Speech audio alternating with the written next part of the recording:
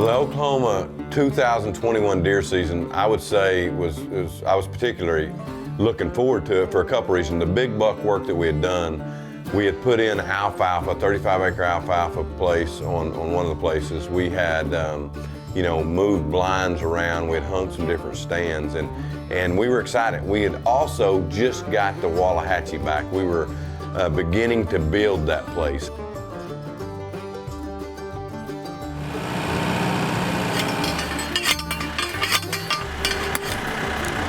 And you know, the big buck work, it never stops, but one thing that I always look forward to is, I call it a transition time, is that July 4th. July 4th is when we start running those stealth cameras, and we are, putting out feeders, we're putting out corn, we're putting those cameras over alfalfa or whatever it might be, looking to see what kind of inventory we have. And now, one particular buck that we were definitely looking for is, you remember, we'd shot the big 8 the year before, and we passed a buck we called Squiggly on a couple different occasions, but a deer that we knew that would have potential. We thought he was maybe 3 when we passed him, going to be 4 this year.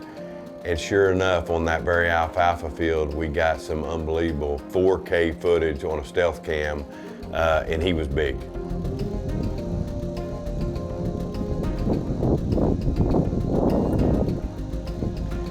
We ended up just going back and forth, throughout July, August, September, finding these big bucks. We were at the Wallahatchie, and one thing that had caught our eye at the Wallahatchie was we had some pretty good whitetails, but we had some really big mule deer. One in particular, a deer that just was a giant. There's no telling what this deer would weigh, and he really caught my eye that I wanted to maybe put out a little effort and go after, see if we couldn't find him and spot him.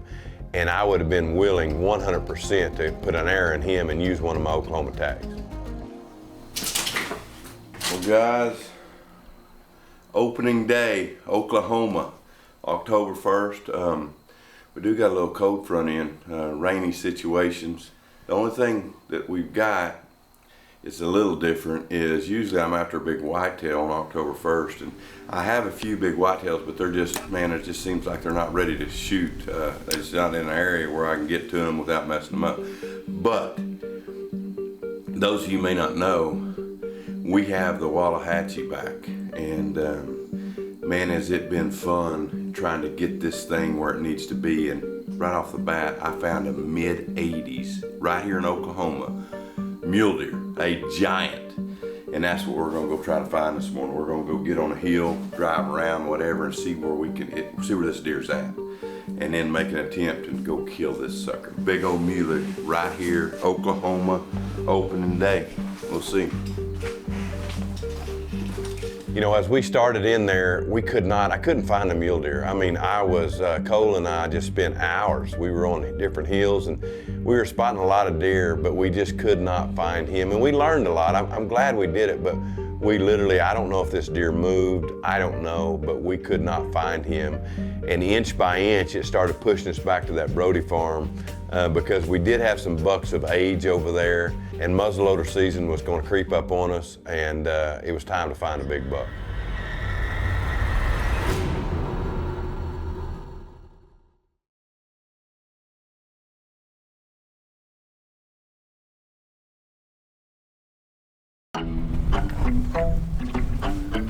Alright guys, it is October 24th, and it's black powder season here in Oklahoma. We're on one of the farms right up here on the Kansas line, and we're finding ourselves in a blind tonight. We got a northwest wind. It was 94 yesterday. It's dropped about, I'd say 18, 19 degrees from yours to the high. Today was only like 76, I think. So, as I said before, I'm not just thinking deer are gonna run everywhere tonight, but we're just putting ourselves in position with a good wind. The other thing that I'm trying to do tonight is observe. If we don't kill, maybe we can learn something. We will see. There's a lot of does in this area, a lot of does. So we're gonna sit tight.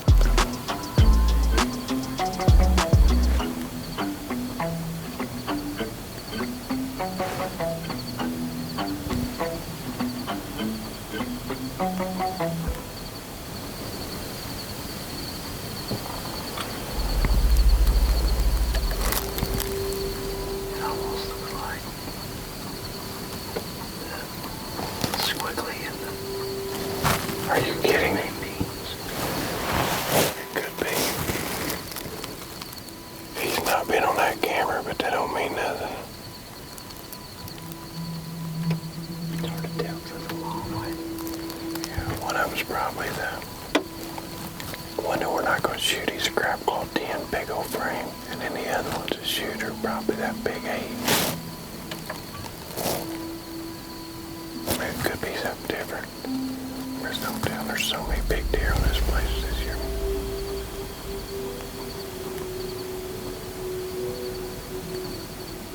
Well, guys, pretty productive set tonight.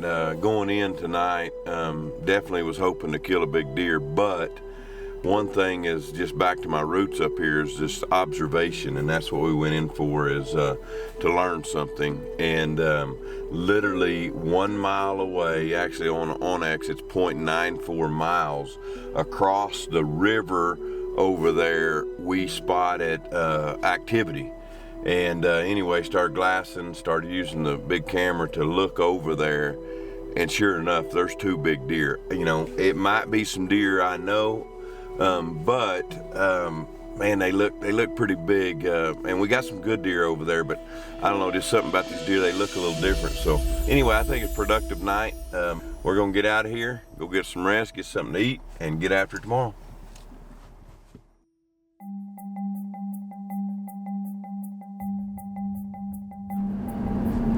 Well, we just had something happen that you kind of dream about.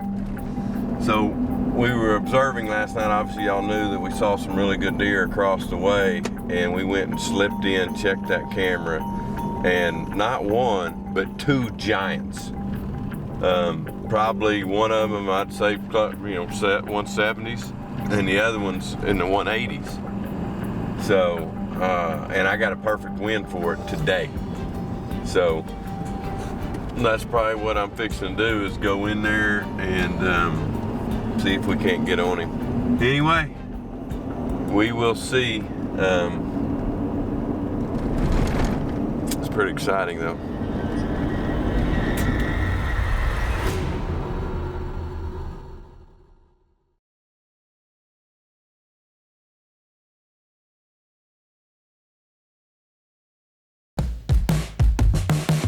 Well, hey guys, Jeff Danker here with Buckventures, and many of you guys know my favorite thing to do is setting up farms to shoot big bucks. I do that a lot with food plots, and I need something I can trust. That's why I use Evolved Harvester.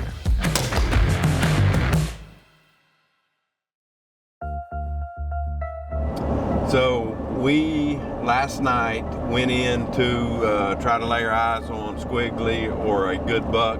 Basically, what me and Cole talked about is, you know, hey, it'd be nice to kill, but we need to get back like I used to do at the Wallahatchie and just look from afar and find out what's going on. That's the one thing that, you know, a guy can have in his you know, help you is you can see a long way. So that's what we did. We went and got in a blind. We hunted, but more than anything, we observed, and we literally spotted bucks probably 3/4 of a mile away. Sure enough, we got 2, not one, but 2 giants. I mean, probably a 180 and probably a 170-inch deer on that camera last night. They was over making scrapes. You can tell they're just different deals, him running by, chasing does. So we're going in, we have a muddy blind setting there. I've never even hunted this set. I hung it, or put this blind up like 3 years ago, and I've never even hunted it. So tonight will be my first time hunting it, and hopefully it proves to be good.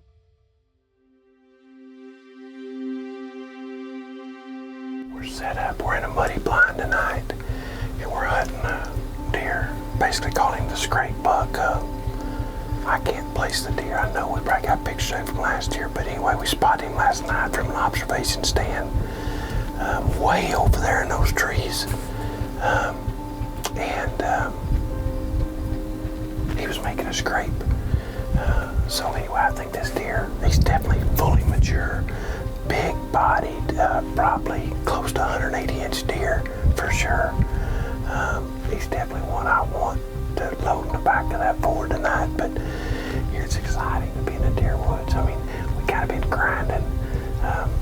We got big deer, but they're just so at night. And then all of a sudden to see this deer out in the daylight, it got our hearts going this morning, got us pumped up. So we got a good southeast wind, October 25th. Let's see what happens.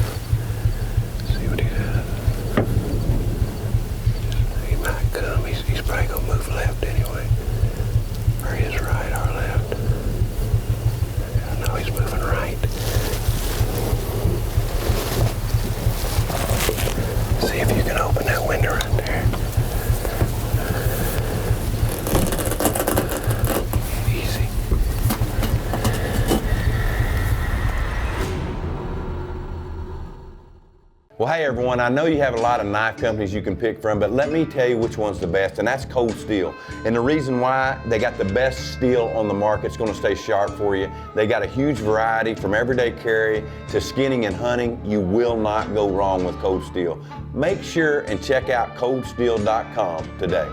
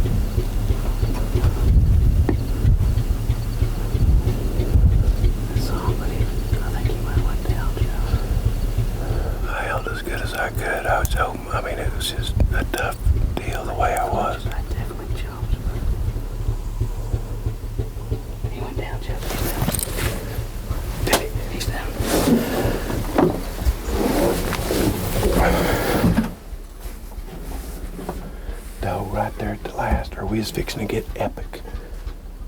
It would have been epic.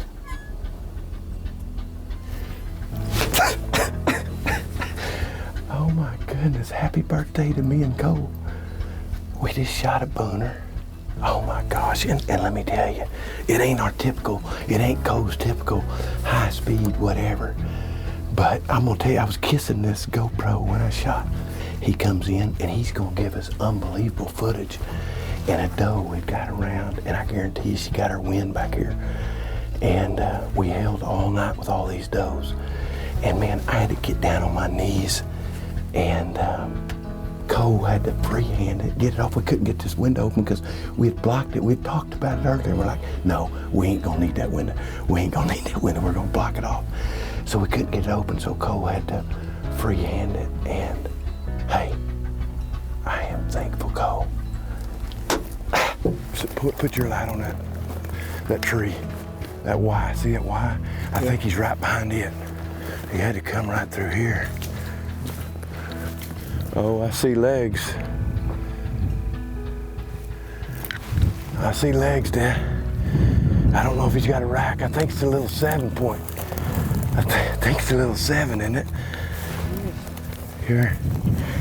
Gosh, I wish you had shot yours tonight. Yeah. That's a good deer. Look at the body on him, Dad. Good night. Look at the fours. Oh my gosh, he's got way more of them deals coming out of his head than I thought.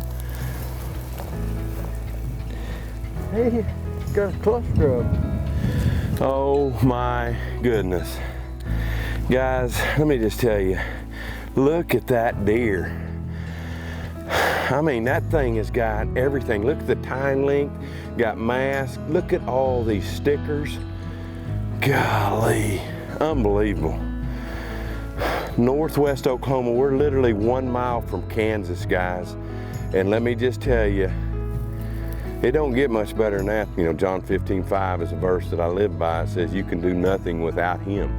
And that's a reminder to me always that, you know, you know, by the time you think you're good, you're in trouble. So God, I'm thankful that he always reminds me that I can't do anything without him, and I can't even deer hunt without him. So praise goes to him for allowing us to be out here.